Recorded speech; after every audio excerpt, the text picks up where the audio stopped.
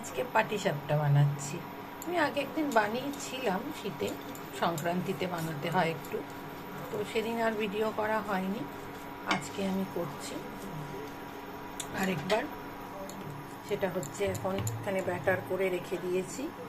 চালের গুঁড়ো, ময়দা, দুরকম চালের গুঁড়ো, দুধ,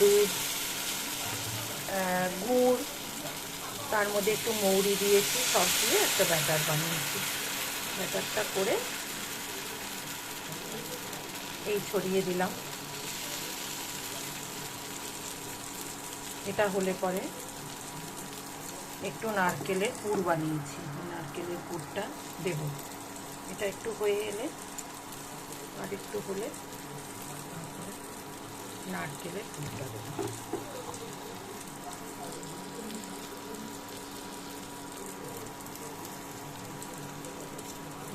পুর দিলাম।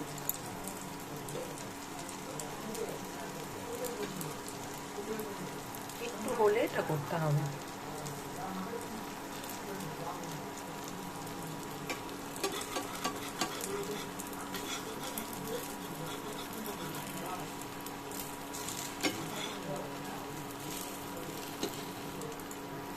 আসলে এক হাতে ক্যামেরাটা ধরে করছি, তো তার জন্য একটু অসুবিধা হচ্ছে, আমি ওই হাতে ধরতে পারছি না। এই হয়ে গেল, এটা হলো আমার পাটিসাপটা পিঠা। এইভাবে আমি পাটিসাপটা পিঠা করছি, কিন্তু খুব সুন্দর হয়েছে পাটিসাপটাটা। এই রাখলাম, এই পাটিসাপটা আমার হয়ে